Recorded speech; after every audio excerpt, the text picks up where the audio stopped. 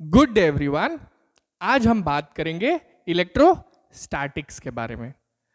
ये class 12th physics का first chapter है, ठीक है। Let us start with the chapter. चलिए स्टार्ट करते हैं। इलेक्ट्रोस्टैटिक्स। इस चैप्टर में हम उन चार्जेस के बारे में बात करेंगे जो कि रेस्ट पे रहते हैं, मूव नहीं करते, ठीक है। इस चैप्टर में हम किन चार्जेस के बारे में बात करेंगे? Charges which are at rest. Clear? Charges के बारे में बात करने से पहले हमें यह पता होना चाहिए कि चार्ज होता क्या है। What is charge? चार्ज क्या होता है?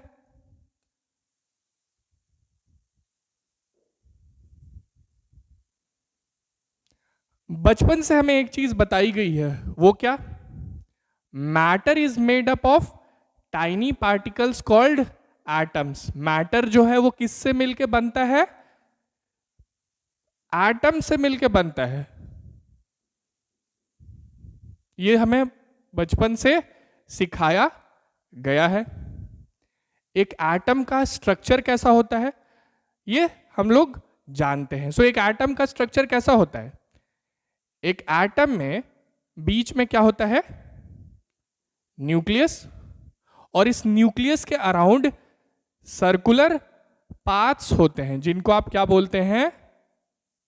क्या बोलते हैं? ऑर्बिट्स, ठीक है। ये क्या हो गया हमारा?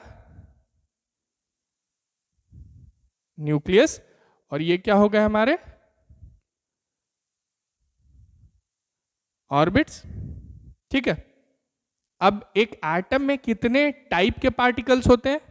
कितने टाइप के पार्टिकल्स होते हैं? 3। क्या क्या? They are protons, neutrons and electrons. ये जो प्रोटॉन्स होते हैं ये क्या होते हैं? They are positively charge particles. Protons किस तरीके का चार्ज कंटेन करते हैं? Positive charge. ये जो न्यूट्रॉन्स होते हैं they are neutral particles. Neutrons पे कोई चार्ज नहीं होता, ये न्यूट्रल पार्टिकल्स होते हैं। और इलेक्ट्रॉन्स किस तरीके का चार्ज कंटेन करते हैं? Electrons are negatively charge particles. पता है ना? अब ये जो प्रोटॉन्स एंड न्यूट्रॉन्स होते हैं ये कहां प्रेजेंट होते हैं? They are present in the nucleus. And these electrons, ये इलेक्ट्रॉन्स कहां प्रेजेंट होते हैं? They are present in orbits. अब आप देख सकते हैं कि एक एटम में पॉजिटिवली चार्ज पार्टिकल्स भी हैं और नेगेटिवली चार्ज पार्टिकल्स भी हैं, फिर भी एक एटम जो होता है वो न्यूट्रल होता है। और ऐसा क्यों? क्योंकि एक एटम में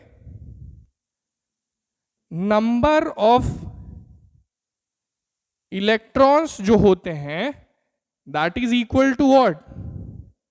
नंबर ऑफ प्रोटॉन्स। एक एटम में जितने इलेक्ट्रॉन्स होते हैं उतने ही प्रोटॉन्स भी होते हैं। जितना नेगेटिव चार्ज होता है उतना ही पॉजिटिव चार्ज भी होता है। तो चार्जेस क्रिएट कैसे होते हैं? चार्जेस पैदा कब होते हैं? चार्जेस क्रिएट तब होते हैं जब ये जो बैलेंस है ये डिस्टर्ब हो जाता है। फॉर एग्जाम्पल, इस एटम को मान लीजिए कुछ इलेक्ट्रॉन्स छोड़ करके चले गए, तो होगा क्या? यहां नंबर ऑफ इलेक्ट्रॉन्स कम हो जाएंगे, नंबर ऑफ प्रोटॉन्स बढ़ जाएंगे। पॉजिटिव चार्ज ज्यादा हो जाएगा। ये जो एटम है that will be positively charged.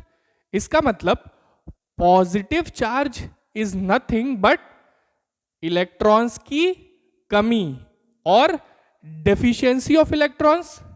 बात समझ में आ रही है ना? सो पॉजिटिव चार्ज का मतलब क्या है?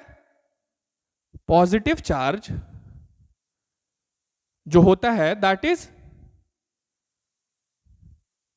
Deficiency of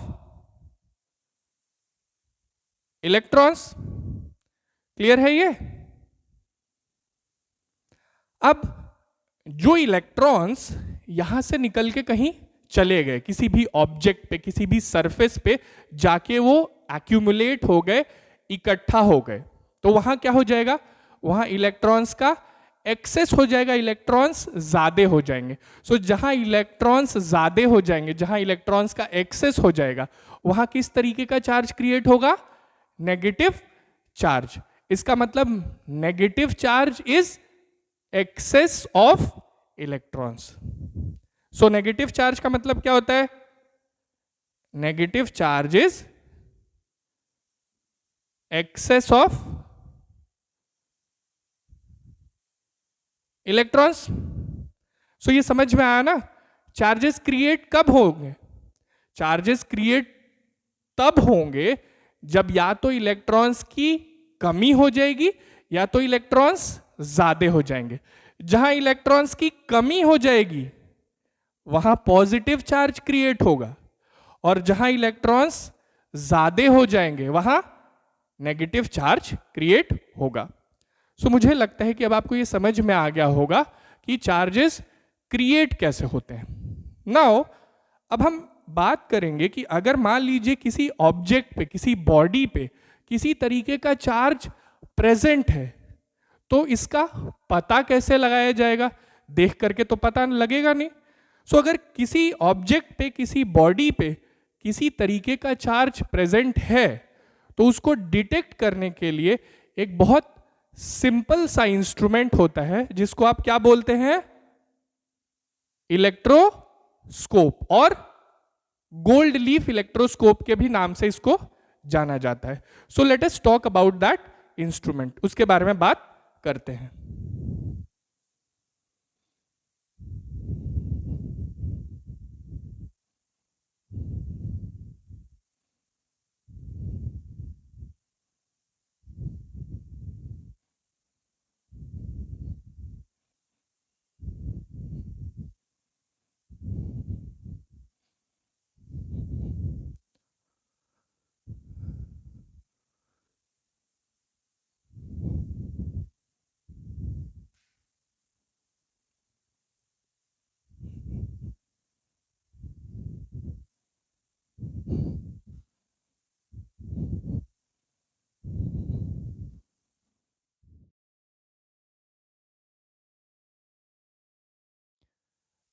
electroscope,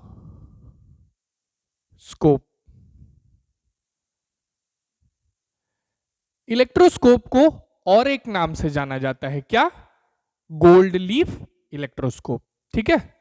so it is also known as gold leaf electroscope. इस इंस्ट्रूमेंट का पर्पस क्या होता है?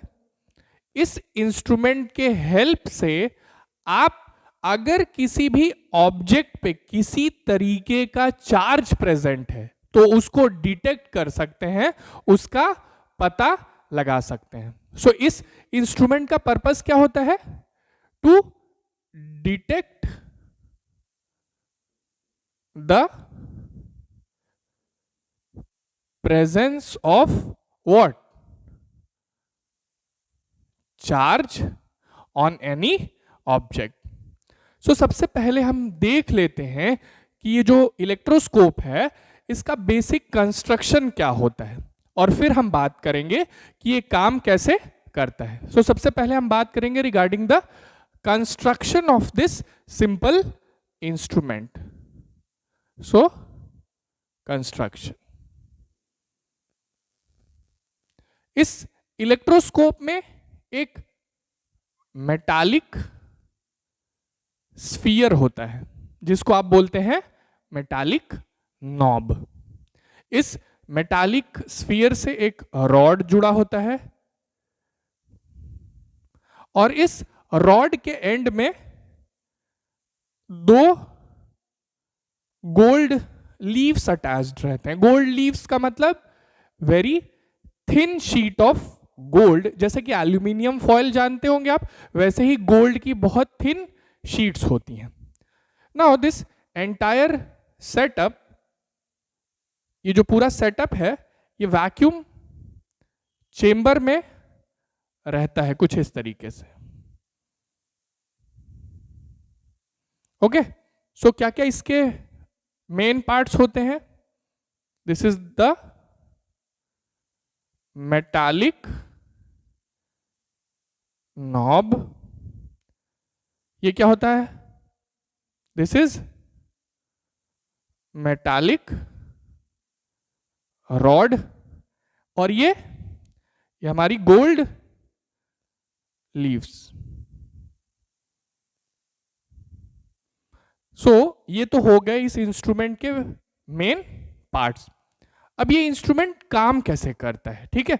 So let's talk about the working. इस इंस्ट्रूमेंट का मेन काम क्या होता है?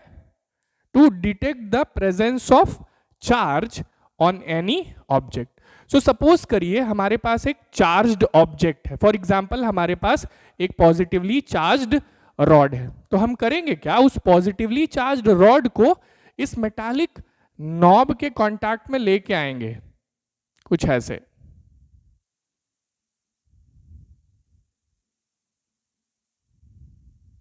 ठीक, सो होगा क्या? ये पॉजिटिव चार्ज यहां से मेटालिक नॉब पे ट्रांसफर होगा, मेटालिक नॉब से मेटालिक रॉड के थ्रू होता हुआ कहां पहुंच जाएगा? इन गोल्ड लीव्स तक, और ये दोनों गोल्ड लीव्स क्या हो जाएंगे? Positively charged. अब आपने बचपन में एक बात पढ़ी है क्या? Like charges repel each other, ये पढ़ा है कि लाइक चार्जेस जो होते हैं दे रिपेल ईच अदर। तो मुझे एक बात बताइए, these two gold leaves are having same charge, same type of charge, so they will repel each other. और ये जो दोनों गोल्ड लीव्स हैं ये दोनों क्या होंगे? एक दूसरे से दूर चले जाएंगे because of repulsion between them. अगर मान लीजिए ये पॉजिटिवली चार्ज्ड रॉड ना रहा होता, ये एक नेगेटिवली चार्ज्ड ऑब्जेक्ट रहता, तो क्या होता? तो क्या ऑब्जर्वेशन होता? तो भी सेम ऑब्जर्वेशन होता, गोल्ड लीव्स एक दूसरे से दूर चले जाते हैं। क्यों? मान लीजिए ये एक नेगेटिवली चार्ज्ड ऑब्जेक्ट है, तो होगा क्या? नेगेटिव चार्ज यहां से मेटालिक नॉब पे ट्रांसफर होगा, मेटालिक नॉब से मेटालिक रॉड के थ्रू होता हुआ फिर इन दोनों गोल्ड लीव्स तक पहुंच जाएगा, और फिर से दोनों गोल्ड लीव्स क्या हो जाएंगी? नेगेटिवली चार्ज, और फिर से दोनों सेम टाइप का चार्ज कंटेन करेंगे, और जब सेम टाइप का चार्ज कंटेन करेंगे तो दोनों एक दूसरे को क्या करेंगे? फिर से रिपेल करेंगे। इसका मतलब चाहे ये ऑब्जेक्ट पॉजिटिवली चार्ज्ड हो, चाहे ये ऑब्जेक्ट नेगेटिवली चार्ज्ड हो, आपका ऑब्जर्वेशन सेम होगा। सो गोल्ड लीफ इलेक्ट्रोस्कोप आपको ये नहीं बता पाएगा कि ऑब्जेक्ट पे पॉजिटिव चार्ज प्रेजेंट है कि नेगेटिव चार्ज प्रेजेंट है। हाँ, वो ये बता देगा कि ऑब्जेक्ट चार्ज कंटेन कर रहा है कि नहीं कर रहा है। अगर चार्ज प्रेजेंट होगा तो gold leaves will move away. अगर ऑब्जेक्ट अनचार्ज्ड होगा, किसी तरीके का चार्ज कंटेन नहीं कर रहा होगा, तो गोल्ड लीव्स के पोजीशन में कोई चेंज नहीं होगा, गोल्ड लीव्स जैसे रहेंगी वैसे ही रहेंगी, उनमें कोई चेंज आपको देखने नहीं मिलेगा। ठीक है, सो इस चीज को नोट डाउन कर लेते हैं। अगर एक चार्ज्ड ऑब्जेक्ट है, सो चार्ज्ड ऑब्जेक्ट के लिए इस इंस्ट्रूमेंट का बिहेवियर कैसा होता है? Gold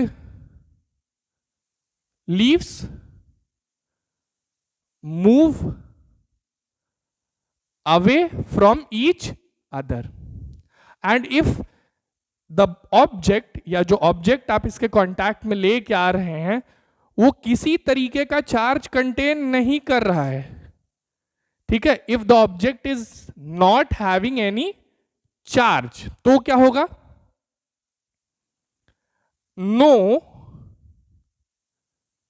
change is observed in the state of gold leaves.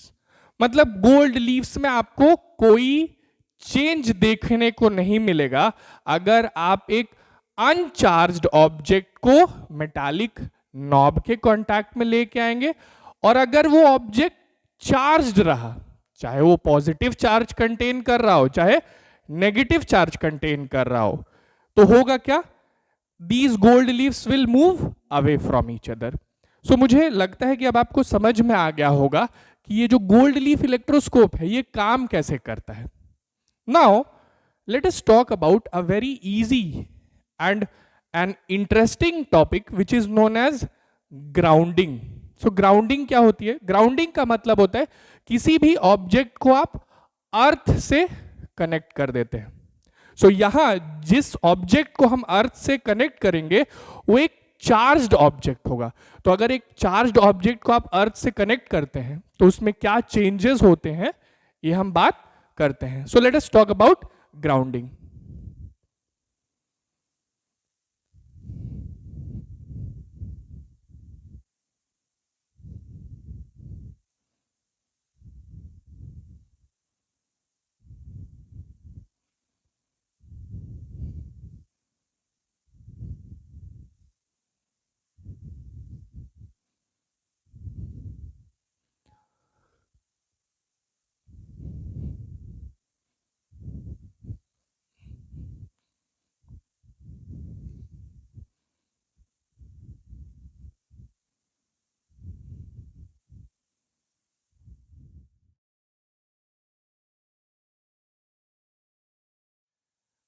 Grounding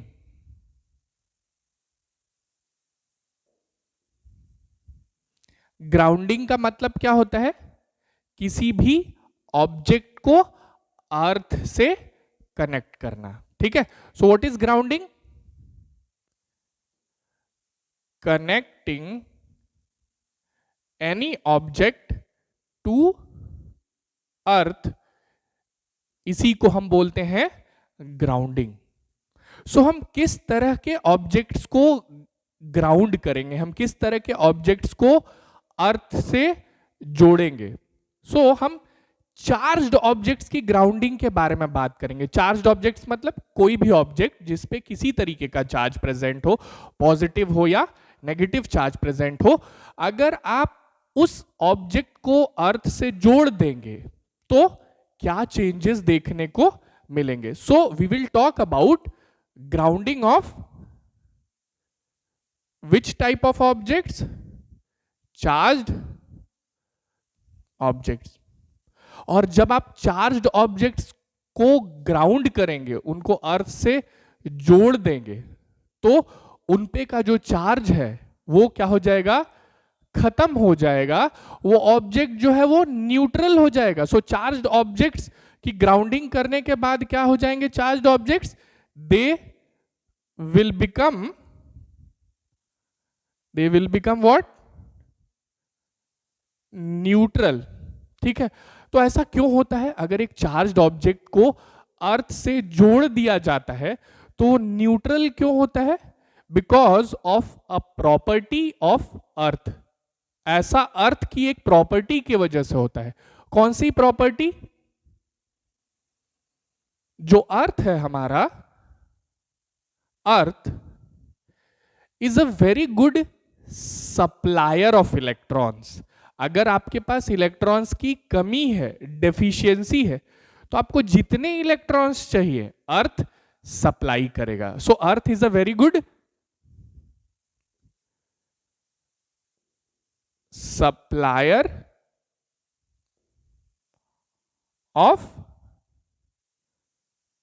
electrons. और अर्थ की एक और प्रॉपर्टी होती है, क्या? Earth is a very good acceptor of electrons also. अगर आपके पास इलेक्ट्रॉन्स ज्यादा हैं, एक्सेस में है, तो अर्थ आपसे इलेक्ट्रॉन्स ले भी लेगा। जितने इलेक्ट्रॉन्स आप देंगे, अर्थ सारे इलेक्ट्रॉन्स आपसे एक्सेप्ट कर लेगा। So earth is also a very good what? Acceptor of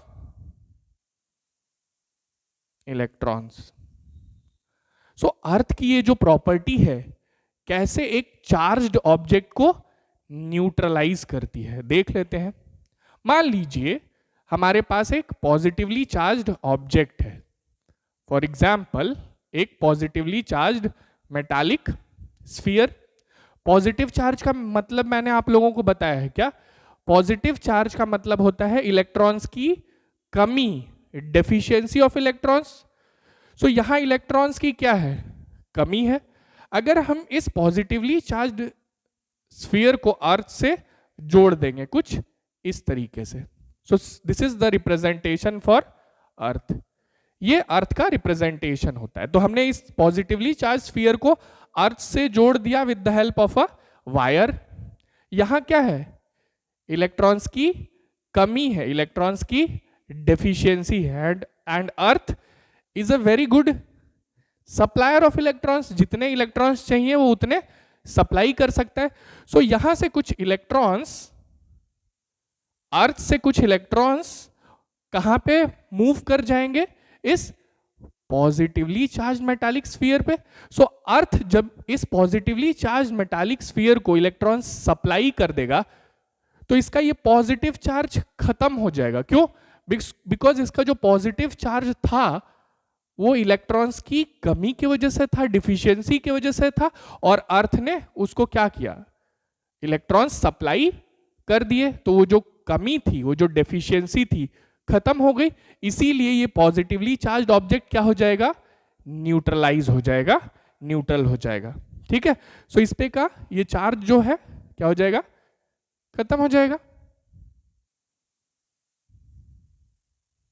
कुछ इस तरीके से।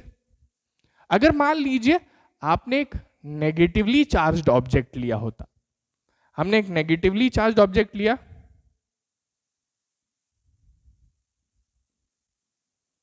नेगेटिव चार्ज का मतलब इलेक्ट्रॉन्स का एक्सेस, जहां इलेक्ट्रॉन्स ज्यादा हैं, तो इसके पास इलेक्ट्रॉन्स ज्यादा हैं। हमने इसको अर्थ से कनेक्ट कर दिया। सो जब आपने इसको अर्थ से कनेक्ट कर दिया तो इसके पास इलेक्ट्रॉन्स ज्यादा हैं, and earth is a very good acceptor of electrons. तो यहां के ज्यादा इलेक्ट्रॉन्स को अर्थ क्या कर लेगा? यहां के एक्सेस इलेक्ट्रॉन्स को अर्थ क्या कर लेगा? एक्सेप्ट कर लेगा। तो यहां से एक्सेस इलेक्ट्रॉन्स क्या होंगे? अर्थ में फ्लो कर जाएंगे। और इसका जो ये नेगेटिव चार्ज था वो इलेक्ट्रॉन्स के एक्सेस की वजह से था।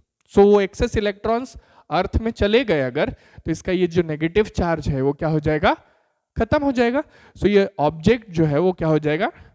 न्यूट्रलाइज हो जाएगा, न्यूट्रल हो जाएगा। ठीक है। सो इस तरह से किसी भी चार्ज्ड ऑब्जेक्ट को जब आप अर्थ से कनेक्ट करते हैं तो वो न्यूट्रलाइज हो जाता है, उस पे का चार्ज क्या हो जाता है? खत्म हो जाता है। और ये अर्थ की किस प्रॉपर्टी की वजह से होता है? जहां इलेक्ट्रॉन्स की कमी होती है, जहां इलेक्ट्रॉन्स की डेफिशिएंसी होती है, अर्थ वहां इलेक्ट्रॉन्स सप्लाई कर देता है। और जहां इलेक्ट्रॉन्स एक्सेस होते हैं, ज्यादा होते हैं, अर्थ वहां से एक्सेस इलेक्ट्रॉन्स को क्या कर लेता है? एक्सेप्ट कर लेता है। इस तरह से किसी भी चार्ज्ड ऑब्जेक्ट को अर्थ से कनेक्ट करने के बाद वो क्या हो जाता है? न्यूट्रलाइज हो जाता है। तो मुझे लगता है अब आपको समझ में आ गया होगा कि ग्राउंडिंग का क्या मतलब होता है। Now let's talk about a very interesting topic which is charging any object। हमने देखा कि चार्ज क्या होता है, चार्ज को डिटेक्ट कैसे किया जाता है। अब हम इसके बारे में बात करेंगे कि किसी भी ऑब्जेक्ट पे चार्ज क्रिएट कैसे किया जाता है। ठीक है, so let's talk about charging an object.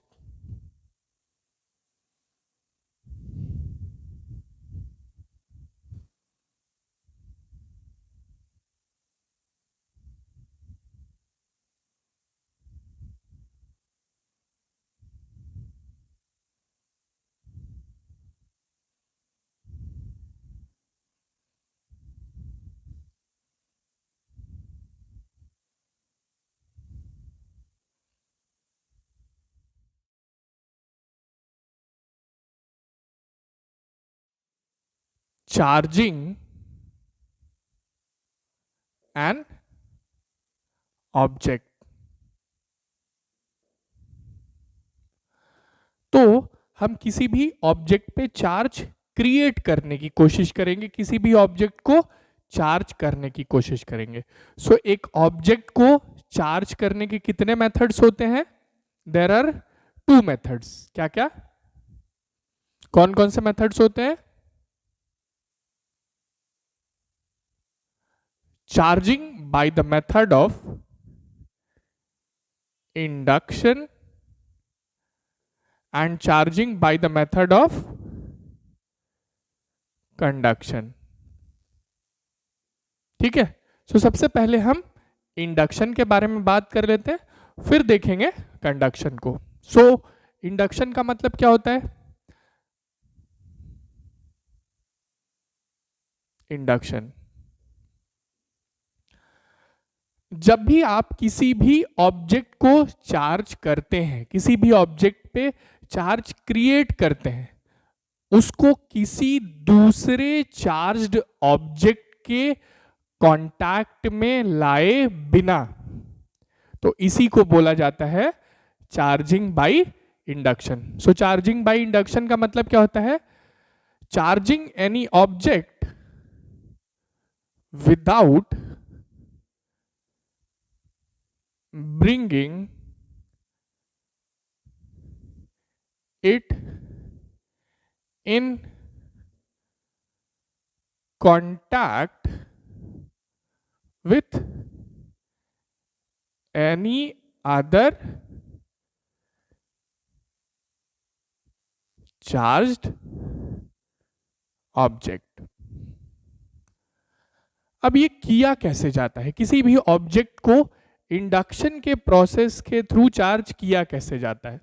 For example, suppose करिए हमारे पास एक मेटालिक स्फीयर है और हम इस मेटालिक स्फीयर पे कुछ चार्ज क्रिएट करना चाहते हैं। For example, positive charge create करना चाहते हैं, हम इस मेटालिक स्फीयर को पॉजिटिवली चार्ज करना चाहते हैं। एक बात याद रखिएगा, जब भी आप किसी चीज को चार्ज कर रहे हैं तो उसका अर्थ से कोई कांटेक्ट नहीं होना चाहिए। क्यों? क्योंकि अगर आप किसी ऑब्जेक्ट को चार्ज करेंगे और वो अर्थ से कनेक्टेड है तो सारा चार्ज अर्थ में फ्लो हो जाएगा। सो इसको चार्ज करने से पहले हम इसको एक इंसुलेटेड स्टैंड पे रख लेंगे, वुडन स्टैंड पे रख लेंगे, कुछ इस तरीके से। ठीक है, अब हम क्या करना चाहते हैं? हम इसको पॉजिटिव चार्ज देना चाहते हैं। तो जिस तरीके का चार्ज आप एक ऑब्जेक्ट को देना चाहते हैं उससे एग्जैक्टली ऑपोजिटली चार्ज्ड ऑब्जेक्ट आप उसके पास में ले आके रखेंगे। किस तरह का ऑब्जेक्ट? एक ऑपोजिटली चार्ज्ड ऑब्जेक्ट। ठीक है, इस पॉइंट को याद रखिएगा। ठीक है, इंडक्शन में जिस तरीके का चार्ज आप यहां क्रिएट करना चाहते हैं, ठीक उसका ऑपोजिटली चार्ज्ड ऑब्जेक्ट आप इसके पास में ले आके रखेंगे। तो मान लीजिए हम इस पे पॉजिटिव चार्ज क्रिएट करना चाहते हैं, तो हम किस तरह का ऑब्जेक्ट इसके पास में ले आके रखेंगे? Negatively charged object. सो हमने एक नेगेटिवली चार्ज्ड रॉड यहां ले आके रख दिया कुछ इस तरीके से। अब उसका असर क्या होगा, उसका इंपैक्ट क्या होगा? इस मेटालिक स्फीयर में इलेक्ट्रॉन्स होंगे, फ्री इलेक्ट्रॉन्स। सो वो जो फ्री इलेक्ट्रॉन्स इस साइड प्रेजेंट होंगे वो रिपल्शन फील करेंगे, किसके वजह से? इस नेगेटिवली चार्ज्ड रॉड की वजह से। सो वो रिपल्शन की वजह से दूर चले जाएंगे। सो जो इलेक्ट्रॉन्स इस साइड पे हैं वो सब किधर चले जाएंगे? इधर चले जाएंगे। सो इस साइड एक्सेस ऑफ इलेक्ट्रॉन्स हो जाएंगे, इलेक्ट्रॉन्स ज्यादा हो जाएंगे, और इलेक्ट्रॉन्स अगर ज्यादा हो गए so that is nothing but negative charge. So ये वाला साइड क्या हो गया? Negatively charge. अब इस साइड के इलेक्ट्रॉन्स उधर चले गए तो इधर क्या हो गया? इलेक्ट्रॉन्स की कमी हो गई, इलेक्ट्रॉन्स की डेफिशिएंसी हो गई। सो अगर इधर इलेक्ट्रॉन्स की डेफिशिएंसी हो गई सो ये साइड किस तरह का चार्ज हो जाएगा? Positive charge. अब हम इस स्फीयर पे पॉजिटिव चार्ज क्रिएट करना चाहते हैं, मतलब हम ये पॉजिटिव चार्ज रखना चाहेंगे और ये नेगेटिव चार्ज हमें रिक्वायर्ड नहीं है। तो हम क्या कर देंगे? इस नेगेटिव चार्ज को अर्थ में भेज देंगे। कैसे? हम ये जो साइड है नेगेटिवली चार्ज साइड, इसकी क्या कर देंगे? ग्राउंडिंग कर देंगे। ग्राउंडिंग याद है ना, अभी अभी हमने डिस्कस किया था थोड़ी देर पहले। सो ग्राउंडिंग कर देंगे तो होगा क्या? इधर क्या है? Excess of electrons and earth is a very good acceptor of electrons. तो इधर जितने एक्सेस इलेक्ट्रॉन्स है सबको अर्थ क्या कर लेगा? एक्सेप्ट कर लेगा। सो ये सारे इलेक्ट्रॉन्स किधर चले जाएंगे? अर्थ में चले जाएंगे। और जब सारे इलेक्ट्रॉन्स अर्थ में चले गए तो ये जो साइड है नेगेटिवली चार्ज साइड, ये क्या हो जाएगा? इसका ये नेगेटिव चार्ज क्या हो जाएगा? खत्म हो जाएगा, क्योंकि जो एक्सेस इलेक्ट्रॉन्स थे वो तो अर्थ में चले गए। हम फिर क्या करेंगे? ये जो ग्राउंडिंग की थी हमने, हम इसको डिस्कनेक्ट कर देंगे। जो ग्राउंडिंग का कनेक्शन था इसको हटा देंगे। ठीक है। फिर क्या करेंगे? ये जो नेगेटिवली चार्ज ऑब्जेक्ट आप लेके आए थे इसको भी हम यहां से दूर कर देंगे। सो इसको भी हमने हटा दिया कुछ इस तरीके से। सो पहले ये जो पॉजिटिव चार्ज था यही कॉन्सेंट्रेटेड था। अब जब आपने वो नेगेटिवली चार्ज ऑब्जेक्ट हटा दिया तो ये पॉजिटिव चार्ज पूरे स्फीयर पे क्या हो जाएगा? स्प्रेड हो जाएगा। सो ये जो स्फीयर है ये क्या हो जाएगा? Positively charged. सो इस तरह से आपने एक स्फीयर को पॉजिटिव चार्ज प्रोवाइड कर दिया bye the method of induction. लेकिन क्या आप इस ऑब्जेक्ट को किसी चार्ज्ड ऑब्जेक्ट के कांटेक्ट में लेके आए? नहीं, याद रखिएगा। ठीक है। सो इंडक्शन में क्या होता है? आप किसी ऑब्जेक्ट को चार्ज करते हैं बिना उसको किसी दूसरे चार्ज्ड ऑब्जेक्ट के कांटेक्ट में लाए हुए। ठीक है। मुझे लगता है अब आपको समझ में आ गया होगा कि इंडक्शन का मतलब क्या होता है। अच्छा, एक क्वेश्चन आपके दिमाग में आ सकता है, हमने इसको पॉजिटिवली चार्ज किया, क्या हम इसको नेगेटिवली चार्ज कर सकते हैं? बिल्कुल, आप इसको नेगेटिवली चार्ज भी कर सकते हैं। जब इसको पॉजिटिवली चार्ज करना था तो हम एक नेगेटिवली चार्ज्ड ऑब्जेक्ट इसके पास में लेके आए थे, याद है ना? अब अगर हम इसको नेगेटिवली चार्ज करना चाहते हैं तो हम एक पॉजिटिवली चार्ज्ड ऑब्जेक्ट इसके पास में लेके आएंगे और फिर पूरा प्रोसेस एग्जैक्टली सेम होगा। ठीक है। सो आप ये ट्राई कर सकते हैं कि किस तरह से इसी सेम मेटालिक स्फीयर को हम नेगेटिवली चार्ज कर सकते हैं। सो ये बात हो गई रिगार्डिंग इंडक्शन। अब कंडक्शन का मतलब क्या होता है? सो देख लेते हैं कंडक्शन का मतलब क्या होता है। Because conduction is the second process जिससे आप किसी ऑब्जेक्ट पे चार्ज क्रिएट कर सकते हैं।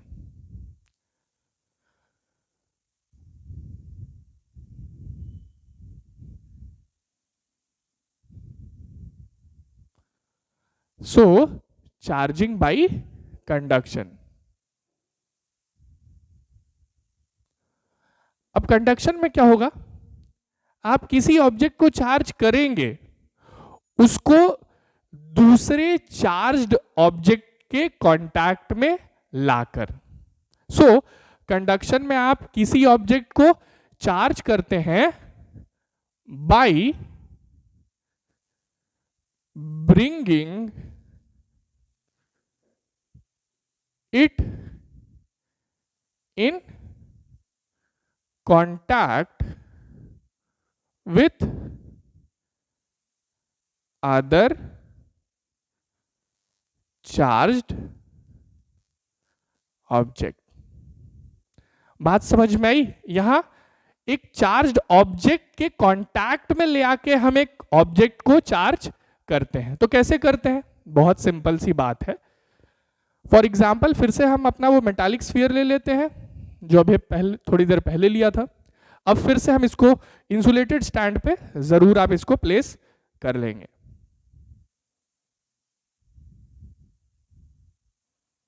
अब फिर से हम इस मेटालिक स्फीयर को किस तरीके का चार्ज प्रोवाइड करना चाहेंगे? Positive charge. सो हम क्या करेंगे इस बार, अगर हम इसको पॉजिटिव चार्ज या हम इस पे पॉजिटिव चार्ज क्रिएट करना चाहते हैं तो हमें पॉजिटिवली चार्ज्ड ऑब्जेक्ट को इसके कांटेक्ट में लेके आएंगे। सो अगर हम इस पे पॉजिटिव चार्ज देखना चाहते हैं तो हम एक positively charged object such as एक पॉजिटिवली चार्ज्ड रॉड ले आके कहां प्लेस कर देंगे? इसके कांटेक्ट में प्लेस कर देंगे। ध्यान से देखिए, इस बार हमने इसको टच करा दिया। तो अब ये होगा क्या? ये जो पॉजिटिव चार्ज है कुछ इस मेटालिक स्फीयर पे भी ट्रांसफर हो जाएगा और ये मेटालिक स्फीयर क्या हो जाएगा? Positively charge. सो अगर हम यहां पॉजिटिव चार्ज क्रिएट करना चाहते हैं तो हमने पॉजिटिवली चार्ज्ड ऑब्जेक्ट से टच किया। अगर नेगेटिव चार्ज क्रिएट करना चाहते तो नेगेटिवली चार्ज्ड ऑब्जेक्ट से टच करते। यही ना होता? जिस तरीके का चार्ज आप देखना चाहते हैं, जिस तरीके का चार्ज आप उसको प्रोवाइड करना चाहते हैं, उस तरीके के चार्ज्ड ऑब्जेक्ट को ले आके उसके कांटेक्ट में प्लेस कर दीजिए। ठीक है? सो this is the process of charging by conduction. So conduction और इंडक्शन में अंतर समझ में आ गया ना? इंडक्शन में आप किसी ऑब्जेक्ट को चार्ज करते हैं, उसको किसी दूसरे चार्ज्ड ऑब्जेक्ट के कांटेक्ट में लाए हुए, और कंडक्शन में आप किसी ऑब्जेक्ट को चार्ज करते हैं, उसको एक चार्ज्ड ऑब्जेक्ट के कांटेक्ट में ले आ कर। सो मुझे लगता है अब आपको दोनों मेथड्स में डिफरेंस समझ में आ गया होगा। Now let us talk about a very interesting topic. अब हम बात करेंगे regarding some properties of charge. Charge की कुछ प्रॉपर्टीज होती हैं, हम उनके बारे में बात करेंगे। ठीक है? So let us talk about that.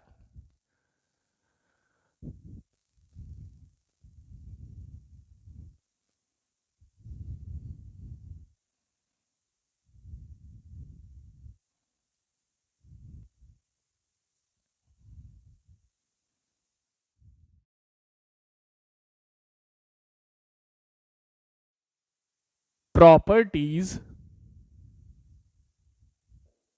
Of charge. तो जैसा कि मैंने आपको बताया, चार्ज की कितनी प्रॉपर्टीज के बारे में हम बात करेंगे? 3 प्रॉपर्टीज के बारे में। क्या क्या है वो?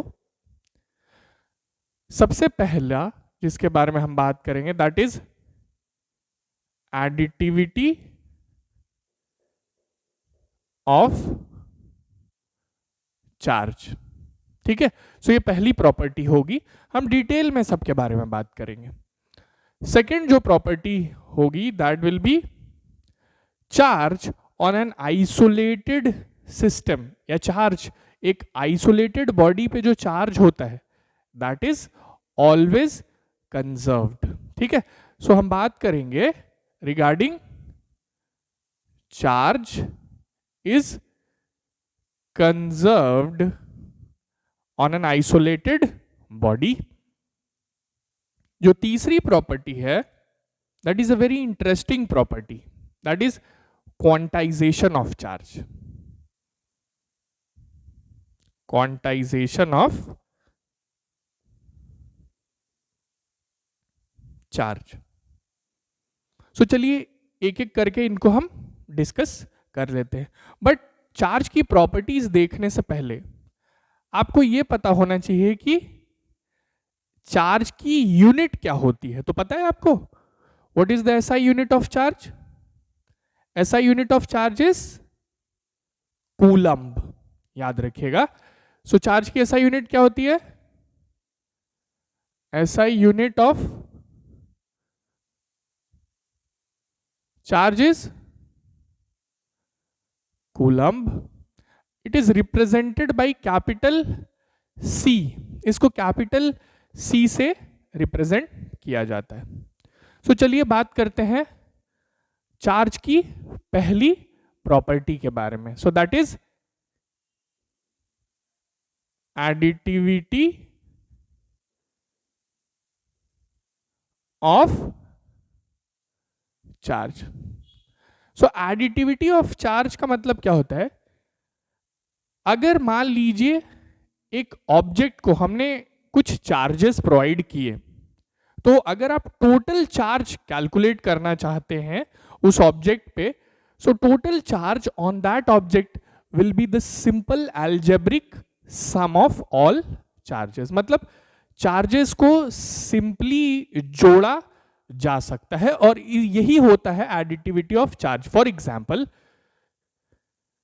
सपोज करिए एक ऑब्जेक्ट है, ठीक है, एक ऑब्जेक्ट है या एक बॉडी है, इस पे पहले से कुछ चार्ज प्रेजेंट है, मान लिया हमने 3 कूलम का चार्ज प्रेजेंट है।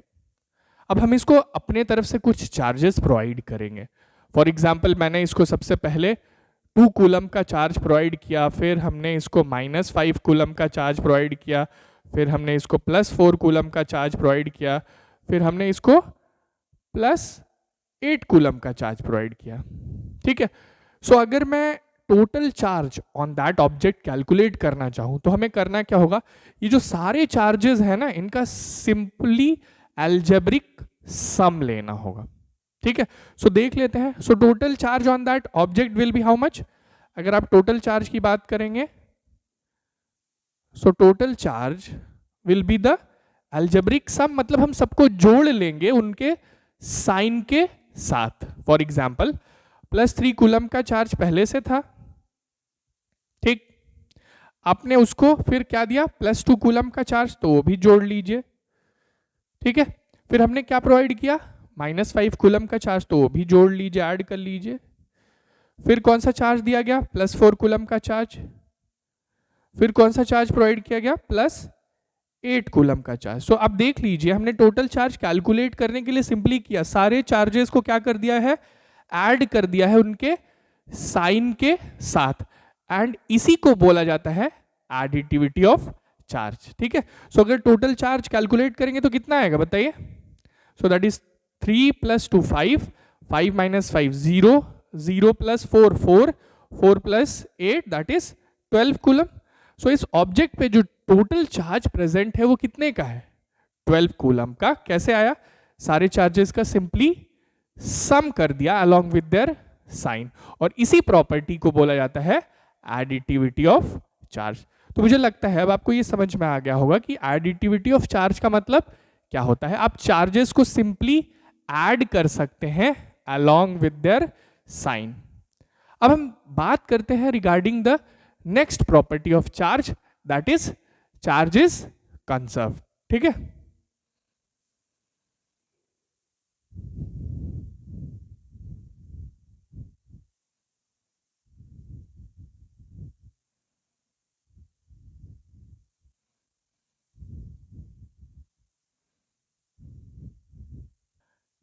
Charge is conserved. ये जो बात कही गई है ये एक आइसोलेटेड सिस्टम के लिए कही गई है। किस तरह के सिस्टम के लिए कही गई है, आइसोलेटेड सिस्टम के लिए। और वो क्या होता है, एक ऐसा सिस्टम जिसको आप ना कोई चार्ज देते हैं और ना ही उससे कोई चार्ज लेते हैं, उसी को बोला जाता है आइसोलेटेड सिस्टम। सो एक आइसोलेटेड सिस्टम के लिए जो चार्ज होता है वो कंजर्व्ड होता है, कांस्टेंट होता है। क्यों?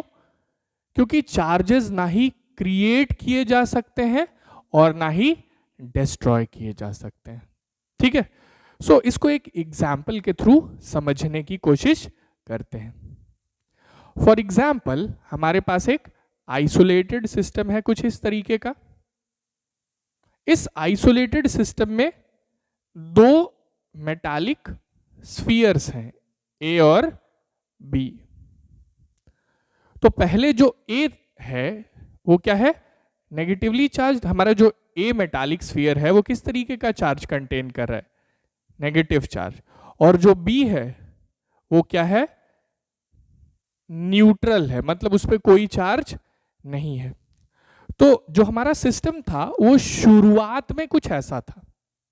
अब आपने किया क्या, अब आपने ए और बी को कांटेक्ट में आप लेके आ गए, तो होगा क्या, तो जब आपने ए और बी को कांटेक्ट में ले आके रख दिया तो सिस्टम की कंडीशन कुछ ऐसी हो जाएगी। पहले ए जो था वो नेगेटिवली चार्ज था, अब बी भी जो है वो भी नेगेटिवली चार्ज हो जाएगा। जब आप ए और बी को कांटेक्ट में लेके आए तो ए और बी दोनों ही नेगेटिवली चार्ज हो गए। तो पहले बी पे कोई चार्ज नहीं था, अब बी पे नेगेटिव चार्ज आ गया। तो क्या आपने बी का ये जो चार्ज है ये क्रिएट किया है, नहीं, क्रिएट नहीं किया गया है ये चार्ज। हुआ क्या, सिंपली जब आप ए और बी को कांटेक्ट में लेके आए तो जो ये नेगेटिव चार्ज था जो कि एक्सेस इलेक्ट्रॉन्स के वजह से था, वो कुछ इलेक्ट्रॉन्स ए से बी में ट्रांसफर हो गए। सो बी भी क्या हो गया, नेगेटिवली चार्ज हो गया। सो इस तरह से आपने बी को चार्ज दिया, बी को चार्ज दिया, बट कोई चार्ज क्रिएट नहीं किया। वो चार्ज आया कहां से, वो चार्ज जो पहले ए के पास था वो अब दोनों के बीच में डिस्ट्रीब्यूट हो गया। सो हमने कोई चार्ज क्रिएट नहीं किया, ध्यान दीजिएगा, हमने कोई चार्ज क्रिएट नहीं किया, सिर्फ चार्जेस को क्या कर दिया, डिस्ट्रीब्यूट कर दिया। और इसी को बोला जाता है चार्ज इज कंजर्व्ड। क्यों, पहले जितना चार्ज था अभी भी उतना ही चार्ज है, बट वो क्या हो गया है, डिस्ट्रीब्यूट हो गया है। सो इसी का मतलब होता है चार्ज इज कंजर्व्ड। सो अब मुझे लगता है आपको समझ में आ गया होगा कि चार्ज की सेकेंड प्रॉपर्टी क्या होती है। चलिए बात करते हैं regarding the third property which is very interesting, quantization of charge. ठीक है, सो चलिए देखते हैं क्वांटाइजेशन ऑफ चार्ज के बारे में।